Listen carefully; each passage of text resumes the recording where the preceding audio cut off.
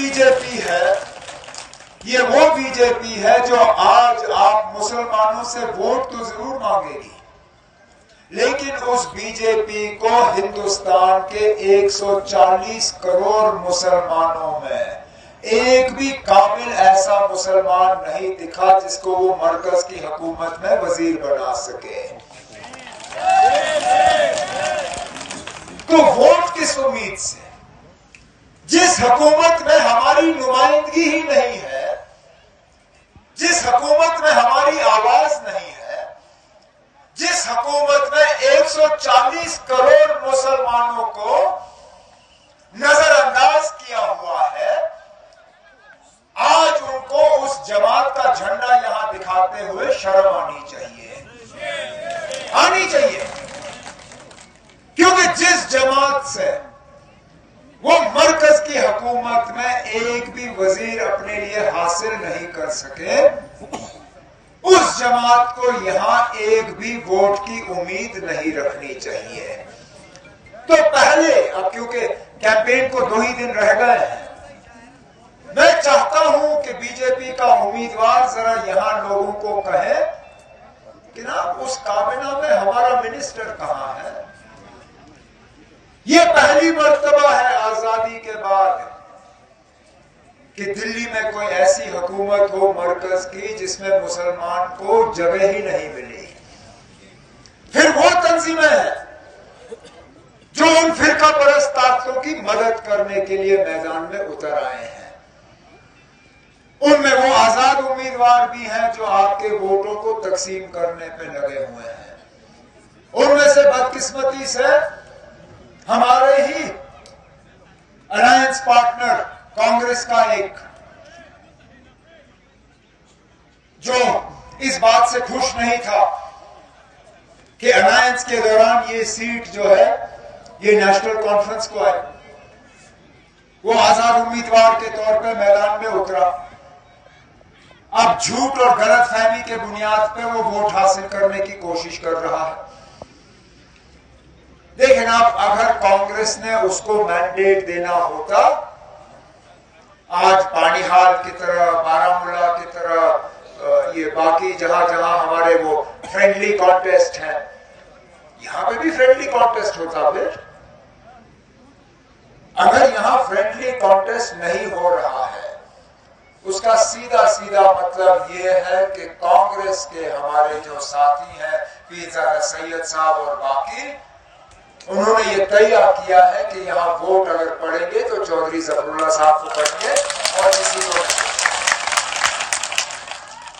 और ये लोग जो उतरे हैं मैदान में सिर्फ और सिर्फ आपके वोटों को तकसीम करने के लिए आए हैं। और तकसीम होता हुआ वोट हमारे लिए नुकसानदेह होता है। हम आज भी उसका खमियाजा भुगत रहे हैं। अब्दुल रहीम राफर साहब ने अपनी तकरीर में उस दौर का जिक्र किया। हम भूले नहीं 2014 के इंतखाबात। उस वक्त मैं मानता हूं नेशनल कॉन्फ्रेंस की पोजीशन कमजोर थी, लोगों को हमारे तय नाराजगी थी, ये मैं मानता हूं, तस्लीम करता हूं।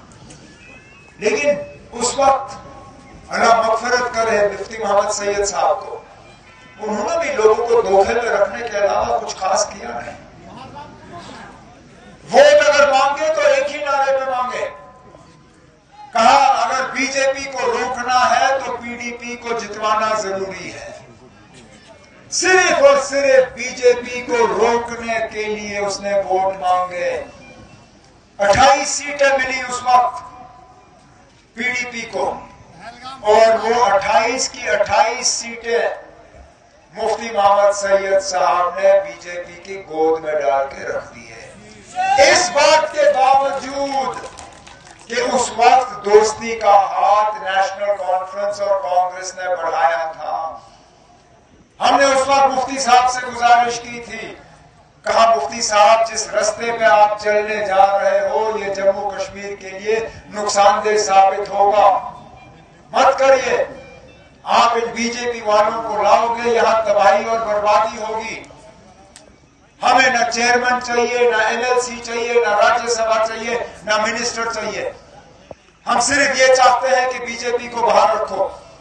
नहीं माना उन्होंने कि उन्होंने बीजेपी के साथ अकॉर्ड लाया उनको।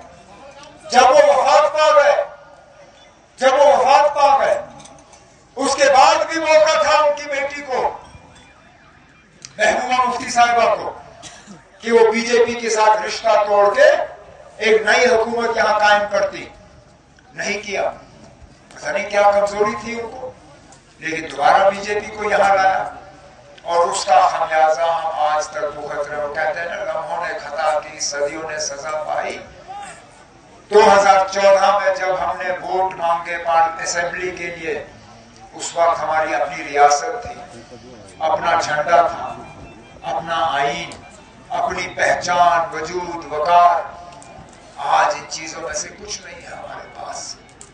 हमें सिफर से शुरू करके लड़ के वो वापस हासिल करना है जो हमसे छीना गया, जो हमसे लिया गया है, और वो इंशाअल्लाह हम मिलके करेंगे। लेकिन वो लंबी लड़ाई है। रियासत का दर्जा तो हम इनसे वापस ले लेंगे और दस्ती ले लेंगे। जो बाकी